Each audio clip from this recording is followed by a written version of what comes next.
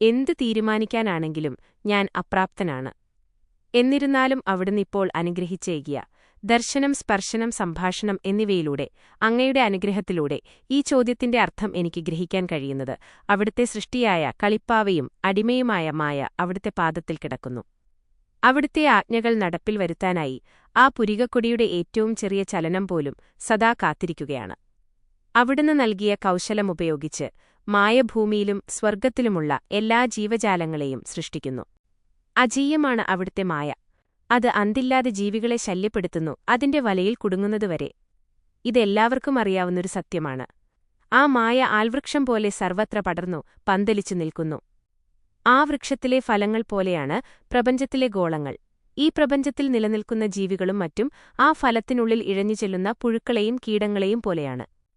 ഫലം പുറമെ വളരെ ഭംഗിയുള്ളതായി കാണപ്പെടാം. പക്ഷേ അത് പൊട്ടിച്ചാൽ നൂറുകണക്കിന് പുഴുക്കൾ പുളഞ്ഞു പുളഞ്ഞ് കളിക്കുന്നതായി കാണാം.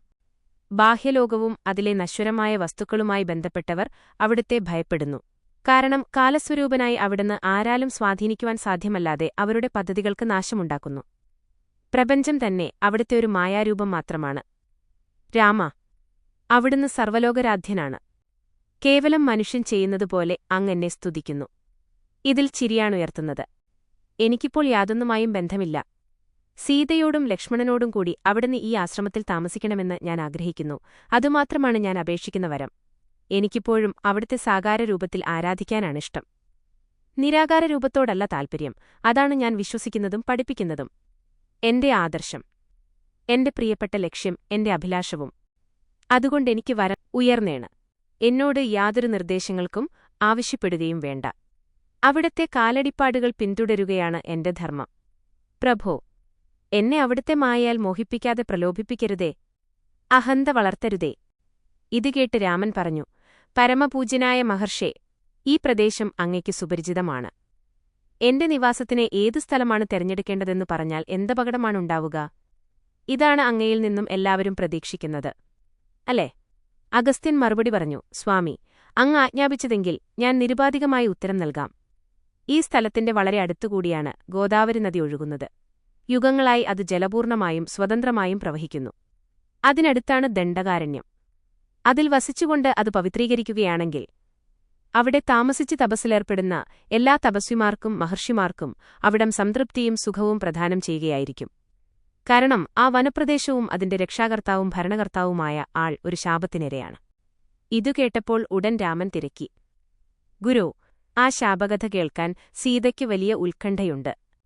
അത് വിസ്തരിച്ചു ഞങ്ങളോട് പറയൂ. അഗസ്ത്യൻ ആ അപേക്ഷയുടെ ആന്തരോദ്ദേശ്യം മനസ്സിലാക്കി രാമനെ അഭിസംബോധന ചെയ്തു. ഓ അനശ്വരമായ പ്രപഞ്ചനാഥത്തിന്റെ സംവിധായക! അദ്ദേഹം തുടർന്നു, ഒരിക്കൽ പഞ്ചവടി പ്രദേശത്താകെ ക്ഷാമം തലപൊക്കി. അവിടെ താമസിച്ചിരുന്ന എല്ലാ സന്യാസിമാരും തപസ്സികളും ഗൗതമ മഹർഷിയുടെ ആശ്രമത്തിൽ അഭയം തേടി. സ്വന്തം തപശക്തിയുടെ ഫലമായി അദ്ദേഹം നേടിയ ശക്തികളുപയോഗിച്ച് അദ്ദേഹം അവരുടെ ആവശ്യങ്ങളെല്ലാം നിറവേറ്റി. ക്ഷാമം അവസാനിച്ചപ്പോൾ തപസ്സികൾ സ്വന്തം ആശ്രമങ്ങളിലേക്ക് മടങ്ങാൻ തീരുമാനിച്ചു. പക്ഷെ അവരുടെ കൂട്ടത്തിൽ ചില കപടസന്യാസിമാരുണ്ടായിരുന്നു. അവർ ഗൗതമ മഹർഷിക്കെതിരായി ഗൂഢാലോചന നടത്തി അദ്ദേഹത്തെ അപകീർത്തിപ്പെടുത്താനുള്ള പദ്ധതി ആവിഷ്കരിച്ചു. അവർ തോട്ടത്തിൽ, പ്രത്യേകിച്ചും സസ്യാമളവും സമാകർഷവുമായ ഒരു ഭാഗത്ത് കടത്തിവിട്ടു. പൂച്ചെടിയിൽ നിന്നും മനോഹരമായ പുഷ്പം കടിച്ചു തിന്നാൻ ശ്രമിക്കുന്ന പശുവിനെ കണ്ട് ഗൗതമൻ അതിനെ ഓട്ടി കൂവാൻ ശ്രമിച്ചു. പക്ഷേ ആദ്യത്തെ തള്ളലിൽ തന്നെ പശു ചത്തുവീണു. ഉപജാപക സന്യാസിമാർ ഉടനെ തന്നെ ആ താപസശ്രേഷ്ഠനിൽ ഗോഹത്യാപാപം ചുമത്തി. അവർ അദ്ദേഹത്തെ അവിശ്വാസിയും ഭ്രഷ്ടനുമാണെന്ന് വിധിക്കൽപ്പിച്ചു. തള്ളിയതുകൊണ്ടല്ല, അതിന്റെ ജീവിതകാലം അവസാനിച്ചതുകൊണ്ടാണ് പശു ചത്തതെന്ന് തെളിയിക്കാൻ ഗൗതമൻ ആഗ്രഹിച്ചു. ഈ പ്രശ്നത്തിന് ഒരുത്തരം കാണുന്നതിനായി അദ്ദേഹം അഗാധമായ ധ്യാനത്തിൽ നിമഗ്നനായി. താമസവിന തനിക്കെതിരായി കപടസന്യാസിമാർ പയറ്റിയ തന്ത്രമായിരുന്നു അതെന്ന് അദ്ദേഹത്തിന് വെളിവാക്കപ്പെട്ടു. അവരുടെ നിന്ദ്യമായ പെരുമാറ്റത്തിൽ മടുത്ത് അദ്ദേഹം പറഞ്ഞു, ഇത്രയും നീചരായ ആളുകളാൽ മലിനമാക്കപ്പെട്ട ഈ വനം ഇനിമേലിൽ സന്യാസിമാരുടെ പുണ്യാത്മാക്കളുടെ ആവാസസ്ഥാനമാകാതിരിക്കട്ടെ. ഇവിടം രാക്ഷസപ്രകൃതികളായ യക്ഷന്മാരുടെ നിരന്തര സന്ദർശന സ്ഥലമായി തീരട്ടെ. മറ്റൊരു സംഭവവും കൂടി ഈ ശാപത്തിന് ആക്കം കൂട്ടി. ഈ പ്രദേശത്തിന്റെ ഭരണകർത്താവായ ദണ്ഡൻ തന്റെ ഗുരുവായ ഭൃഗുവിന്റെ പുത്രിയെ അപമാനിച്ചു.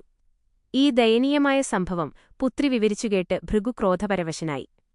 മഹർഷിയുടെ കോപത്താൽ ആ പ്രദേശം മുഴുവൻ മുടിപ്പോയി. അതിൻഫലമായി ആ പ്രദേശം വളരെ ആഴത്തിൽ ചളികെട്ടി നിറഞ്ഞു. കാലക്രമേണ കൊടുംകാടായിത്തീർന്നു. ഈ കാടിന് ദണ്ഡകാരണ്യമെന്ന പേരും വന്നു. രാമ, രഘുവംശത്തിന്റെ മകുടരത്നമേ, അങ്ങ് ആ വനത്തിൽ താമസം തുടങ്ങിയാൽ രാക്ഷസന്മാർ നശിപ്പിക്കപ്പെടുകയും ശാപമോക്ഷം വരികയും ചെയ്യുമെന്ന് എനിക്കപ്പുറമുണ്ട്. സന്യാസിമാർക്കും സാധകർക്കും വീണ്ടും അവിടെ താമസിച്ച് തങ്ങളുടെ തപോനിഷ്ഠയിൽ പുരോഗതി നേടാം. പൂർത്തീകരണവും കൊണ്ട് എല്ലായിടത്തുമുള്ള മനുഷ്യസമുദായത്തിന് നന്മ ലഭിക്കും. ഞാൻ പറയട്ടെ, ശാപം കൊടുത്ത താപസനും അങ്ങയുടെ ഈ പ്രവൃത്തിയിൽ സന്തുഷ്ടനാവും. കാരണം അദ്ദേഹം തന്റെ ക്രോധത്തിന്റെ ദുഷ്ഫലങ്ങളിൽ ദുഃഖിതനാണ്. അഗസ്ത്യൻ ദണ്ഡകാരണ്യത്തിന്റെ കഥ പറഞ്ഞവസാനിപ്പിച്ചപ്പോൾ രാമൻ പറഞ്ഞു, ശരി, അങ്ങനെയൊക്കെ ആയിരിക്കട്ടെ, ഞാനവിടെ താമസിച്ചേക്കാം. രാമൻ അഗസ്ത്യമഹർഷിയിൽ നിന്നും വിടവാങ്ങി സീതയോടും ലക്ഷ്മണനോടും കൂടി ദണ്ഡകാരണ്യത്തിലേക്ക് യാത്ര തുടർന്നു. അവർ ആശ്രമം വിടുന്നതിനു മുമ്പായി അഗസ്ത്യമുനി ചില ആയുധങ്ങൾ എടുത്തുകൊണ്ടുവന്നു.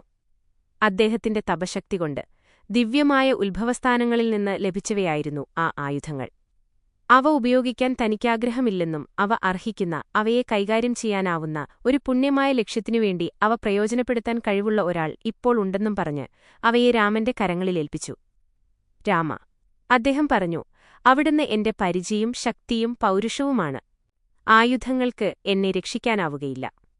പക്ഷേ അവിടുത്തേക്കാവും. അവിടുത്തെ അനുഗ്രഹമാണ് എന്റെ കൈവശമുള്ള ഏറ്റവും ശക്തിയേറിയ ആയുധം.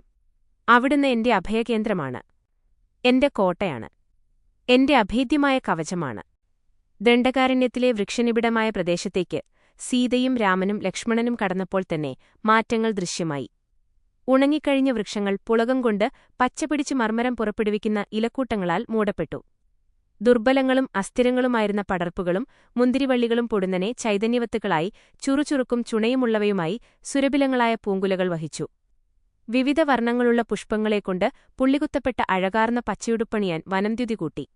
അവർ തങ്ങൾക്ക് നിവസിക്കുവാൻ പറ്റിയൊരിടം അന്വേഷിച്ചു. താമസിയാതെ തന്നെ അഗസ്ത്യൻ സൂചിപ്പിച്ചിരുന്ന പഞ്ചവടി എന്നറിയപ്പെടുന്ന സ്ഥലത്ത് അവർ എത്തി. അവർ അവിടെ ജടായുവിനെ കണ്ടു.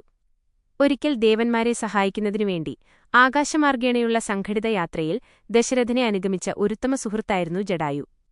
ദശരഥ ചക്രവർത്തിയുടെ ദുഃഖകരമായ ചരമവാർത്ത രാമൻ ആ പക്ഷിശ്രേഷ്ഠനെ അറിയിച്ചു.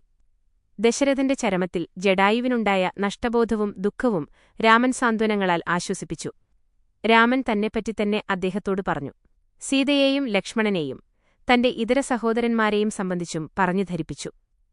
ഗോദാവരി തടത്തിൽ ഒരു പർണശാല നിർമ്മിക്കുന്നതിൽ വ്യാപൃതരായിരുന്നു അവർ. ജടായുവിൽ നിന്നും ആ പ്രദേശത്തെ കൂടുതൽ വ്യക്തമായൊരു ചിത്രം അവർക്ക് ലഭിച്ചു. ആ രാത്രി അവരൊരു വൃക്ഷച്ചുവട്ടിൽ ഗാഢവും നവോന്മേഷജനകവുമായ നിദ്രയിലാണ്ടു. 20 പഞ്ചവടി. ഗോദാവരി തീരത്തെ പഞ്ചവടിയിൽ കുറേക്കാലം താമസിക്കണമെന്ന് രാമൻ ആഗ്രഹിച്ചു. അതിനാൽ പടർന്നു പന്തലിച്ചൊരു വൃക്ഷത്തിന്റെ ശീതളഛായയിൽ ചാരിക്കിടന്നുകൊണ്ട് രാമൻ ഭ്രാതാവിനെ അടുത്തു വിളിച്ചു.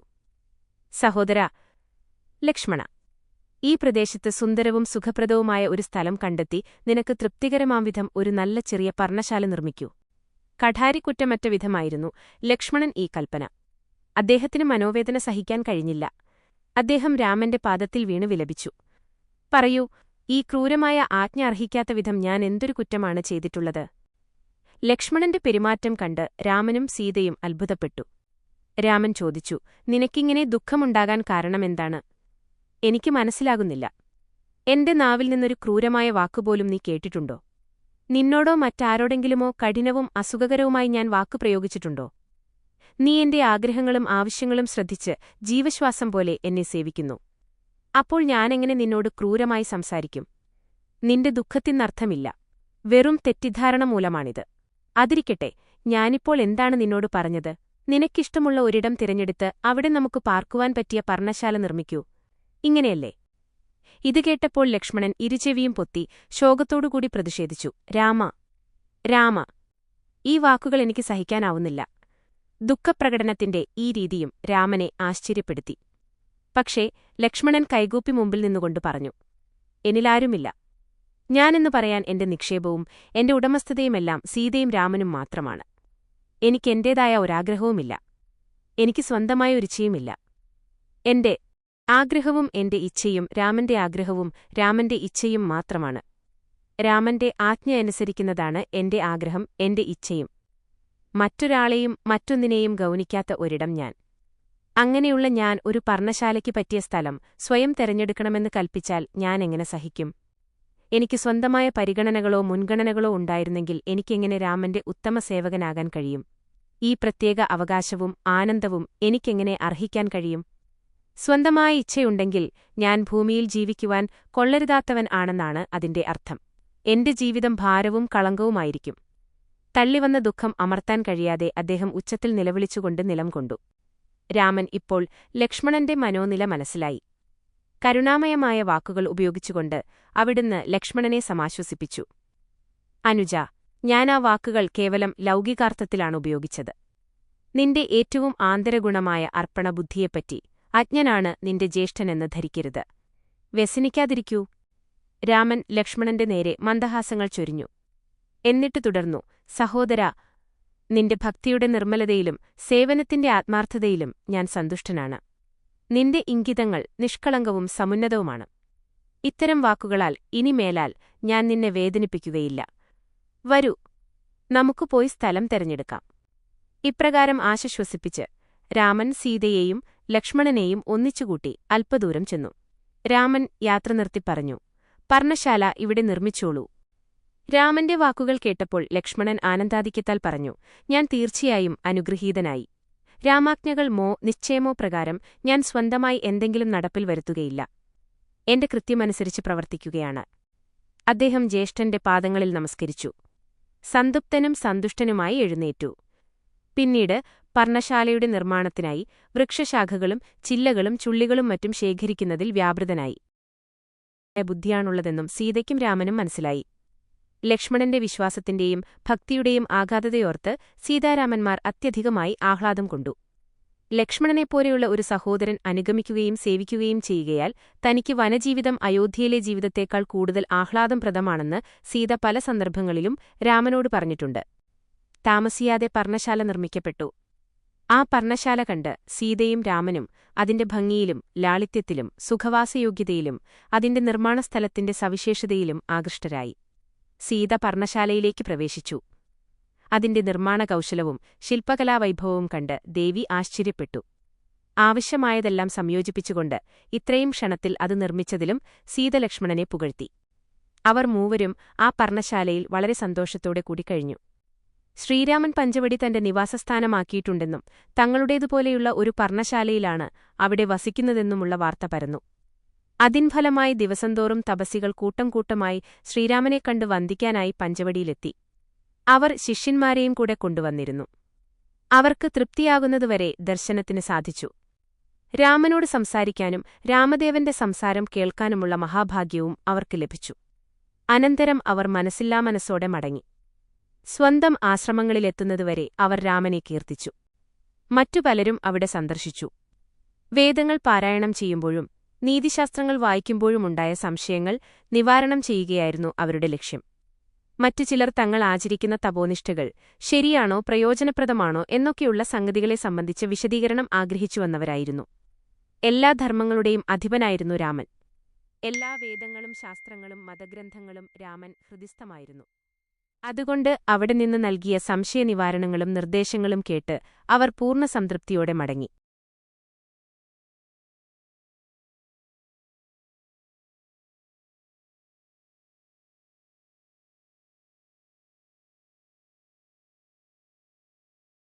ഈ പേജിലെ ഉള്ളടക്കം താഴെ നൽകുന്നു. ദർശനത്തിനെത്തിയവരെല്ലാം സന്തോഷവും സംതൃപ്തിയും അനുഭവിച്ചു. ചോദ്യോത്തരങ്ങളെ സംബന്ധിച്ച് പറയുമ്പോൾ 4 തരം ചോദ്യങ്ങളെപ്പറ്റി വ്യക്തമായി അറിയുന്നത് നന്ന്. സാമാന്യമായി ചോദ്യങ്ങൾ 4 തരം. 1. നിസ്സാരം. 2. നീചം. 3. കൊള്ളാവുന്നത്. 4. സ്തുത്യർഹമായത്. ശ്രോതാവിനെ വാദപ്രതിവാദത്തിലേക്ക് വലിച്ചിഴച്ചുകൊണ്ട് അദ്ദേഹത്തിന് അപമാനകരമായ പരാജയമേൽപ്പിക്കാൻ ചോദിക്കുന്ന ചോദ്യങ്ങളാണ് നിസ്സാരം. പ്രശ്നകർത്താവ് സ്വന്തം സാമർഥ്യവും കൗശലവും പ്രദർശിപ്പിക്കുന്നതിനായി ചോദിക്കുന്ന ചോദ്യങ്ങൾ നീചം എന്ന വകുപ്പിൽപ്പെടുന്നു. പ്രശ്നകർത്താവിന്റെ ബുദ്ധിപ്രഭാവവും അന്വേഷണവാസനയും വെളിപ്പെടുത്തുന്ന ചോദ്യങ്ങൾ കൊള്ളാവുന്നവയാണ്. പ്രശ്നകർത്താവ് സംശയനിവാരണത്തിനു വേണ്ടിയുള്ള ആത്മാർത്ഥമായ ആഗ്രഹത്തോടുകൂടി ചോദിക്കുന്ന ചോദ്യങ്ങൾ സ്തുത്യർഹം എന്ന വകുപ്പിൽപ്പെടുന്നവയാണ്. സന്യാസിമാരും മറ്റ് ആശ്രമനിവാസികളും രാമനോട് ചോദിച്ച ചോദ്യങ്ങൾ 4-ാം വകുപ്പിൽപ്പെട്ടവയായിരുന്നു എന്ന് പറയേണ്ടതില്ലല്ലോ. തപസ്സികളെ കണ്ടപ്പോൾ രാമലക്ഷ്മണന്മാർക്ക് ഹൃദയം സന്തോഷം കൊണ്ടു നിറഞ്ഞു.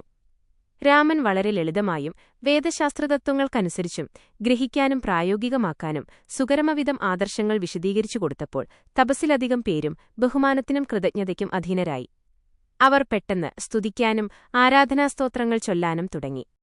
അത്ഭുതപരതന്ത്രരായി അവർ പറഞ്ഞു, ഓ പരഗുരോ, ഓ ഭൂതഭവിഷ്യത് വർത്തമാനവേത്താവായ സർവജ്ഞ, ഞങ്ങളുടെ പ്രഭുവും വിമോചകനുമാവാൻ അവിടുത്തല്ലാതെ മറ്റാർക്ക് കഴിയും? അവിടുന്ന് സന്യാസിമാരുടെ ഹൃദയത്തിൽ സ്ഥിതി ചെയ്യുന്നു.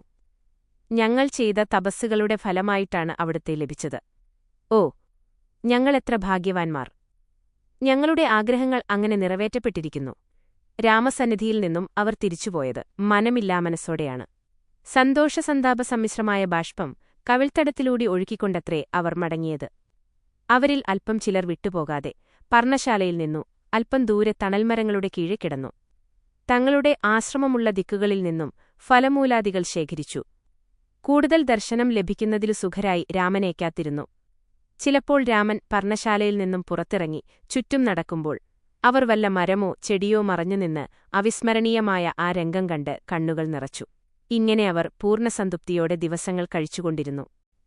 തന്റെ സന്നിധിയിലെത്തുന്ന സർവരുടെയും ഹൃദയം രാമൻ അപഹരിച്ചു. രാമനോടുള്ള ഏകാഗ്രമായ ഭക്തിയിൽ അവർ ഉന്മത്തരായിത്തീർന്നു. ഇനിമേൽ അവിടുത്തെ തിരുമുഖസ്മരണയും അവിടുത്തെ നാമജപവുമാണ് തങ്ങൾക്ക് ചെയ്യാനുള്ള എല്ലാ തപസ്സുമെന്ന് അവർക്കു തോന്നി.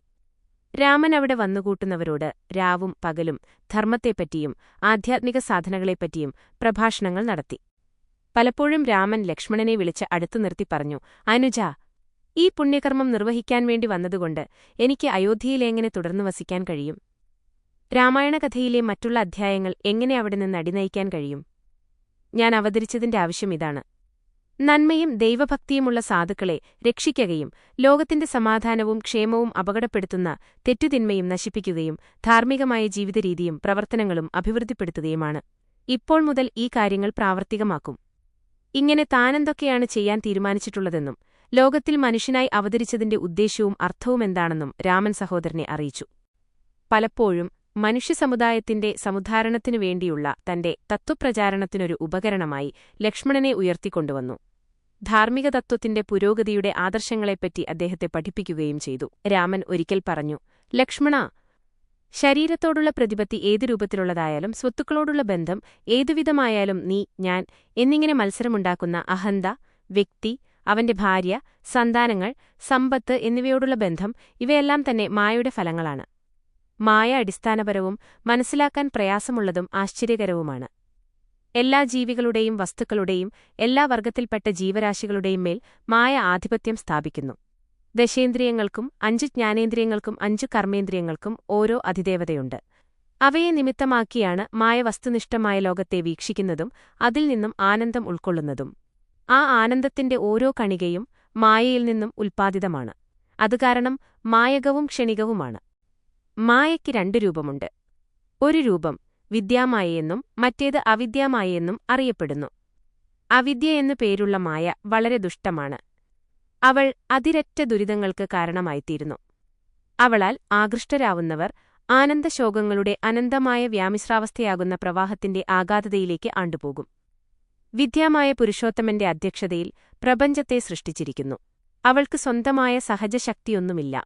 പുരുഷോത്തമന്റെ സാന്നിധ്യത്തിൽ മാത്രമേ അവൾക്ക് ത്രിഗുണാത്മികയായ പ്രപഞ്ചത്തെ സൃഷ്ടിക്കാൻ സാധ്യമാകുകയുള്ളൂ. സത്വരജസ്തമോ ഗുണങ്ങളാണ് 3 പിരിവുകൾ. ഇവയിലൊന്ന് ഒറ്റയ്ക്കോ ഏതെങ്കിലും അളവിൽ കൂട്ടിച്ചേർന്നോ ജന്തുക്കളുടെ പ്രകൃതിയായി കാണും. ത്രിഗുണങ്ങളുടെ സമീകൃതമായ പ്രകൃതിയാണ് സത്വം. രജസ് രാഗാത്മകവും വികാരപരവും കർമ്മനിരതവുമായ പ്രകൃതിയാകുന്നു. ജഡവും മൂഢവുമായ പ്രകൃതി തമസും. ജാതിയുടെയും സമൂഹത്തിന്റെയും അവകാശങ്ങളും ബാധ്യതകളും ഉപേക്ഷിക്കാനും പ്രായമോ പദവിയോ പരിഗണിക്കാത്തവനുമെല്ലാം ബ്രഹ്മമെന്ന വിധം ജീവിക്കുന്നവനുമാണ് യഥാർത്ഥ ജ്ഞാനി. ഇവിടെ നാനാത്വമോ വൈവിധ്യമോ ഒന്നുമില്ലെന്നും എല്ലാം ഒന്നാണെന്നും മനസ്സിലാക്കിയ ആളാണദ്ദേഹം. സർവം ഖൽവിദം ബ്രഹ്മ നേഹാന നാസ്തി കിഞ്ചന. ഈ പ്രപഞ്ചം മുഴുവൻ ബ്രഹ്മമാണെന്നും ബ്രഹ്മത്തിൽ നിന്നും വേറിട്ടൊന്നു തന്നെയില്ലെന്നും അദ്ദേഹം അറിയുന്നു. അല്ലയോ ലക്ഷ്മണ, ഈ ത്രിമൂർത്തികൾ ബ്രഹ്മാവ്, വിഷ്ണു, രുദ്രൻ, സത്വരജസ്തമോ ഗുണങ്ങളിൽ ഓരോന്നിലുമുള്ള ബ്രഹ്മത്തിന്റെ പ്രതിഫലനമാണെന്നും നീ മനസ്സിലാക്കണം. രജോ ഗുണം മൂർത്തീകരിച്ചതാണ് ബ്രഹ്മാവ്. സത്വഗുണത്തിന്റെ മൂർത്തിമദ്ഭാവം വിഷ്ണുവും തമോഗുണത്തിന്റെ രുദ്രൻ ശിവനെന്നും ഈശ്വരൻ എന്നും പേരുണ്ട്. ഈ ലോകം ഉൾക്കൊള്ളുന്ന അഖിലപ്രപഞ്ചവും ഈ ഗുണത്രയത്തിൽ ഏതെങ്കിലും ഒന്നിൽ കൂടിയോ അല്ലെങ്കിൽ ഏതാനും ഗുണങ്ങളുടെ സംയോജനത്തിൽ കൂടിയോ ഉള്ള ഏകബ്രഹ്മത്തിന്റെ പ്രകടനമാകുന്നു. അതുകൊണ്ട് ജ്ഞാനി ഈ 3 പിരിവുകളിൽ നിന്നും അപ്പുറം മേലോട്ടും കീഴോട്ടും പോയി ആ ഒന്നിന്റെ ഉൽപ്പത്തി അന്വേഷിക്കുന്നു. അദ്ദേഹം മാത്രമാണ് സന്യാസി അല്ലെങ്കിൽ വൈരാഗി എന്ന പേരിന് അർഹനാകുന്നത്. കാരണം അദ്ദേഹത്തിന് രാഗമോ ഇഷ്ടാനിഷ്ടങ്ങളോ ഇല്ല. ചിലപ്പോൾ രാമൻ സീതയെയും ലക്ഷ്മണനെയും അടുത്തു വിളിച്ച് ഇങ്ങനെ വിവരിച്ചുകൊടുക്കും. ജീവാത്മാവിന് മായയോടോ പരബ്രഹ്മത്തോടോ ഉള്ള ബന്ധം ശരിക്കും മനസ്സിലാക്കാത്ത കാലത്തോളം അതിനൊരിക്കലും വിമോചനം നേടി പരമാത്മാവിൽ ലയിക്കുവാൻ സാധിക്കുകയില്ല. അത് ഒരു പ്രത്യേക വ്യക്തിയായിത്തന്നെ നാമരൂപങ്ങളുടെ പരിധിയിൽ മായാവലയങ്ങളിൽ ബന്ധിതമായി കഴിയേണ്ടിവരും.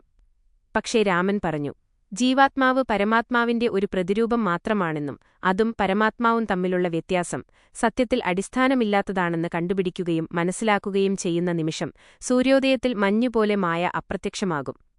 ഇതാണ് അകൃത്രിമമായ ആത്മജ്ഞാനം. കാരണം പരബ്രഹ്മം പരമാത്മാവാണ്.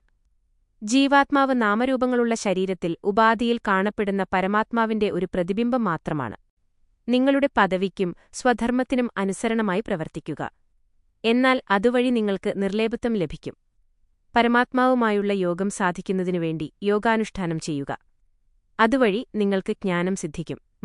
ഈ ജ്ഞാനമാണ് ആധ്യാത്മിക പുരോഗതിയിലേക്കുള്ള അവസാനത്തെ പടി. അത് പരകോടിയിലേക്ക് നയിക്കും. പരമാത്മാവിനെ ആവുന്നത്രോളം പരമമായ പ്രേമത്തോടുകൂടി ആരാധിക്കുകയാണ് ഭക്തി. അത്തരം ഭക്തനിൽ ഞാൻ അനുഗ്രഹം വർഷിക്കുന്നു.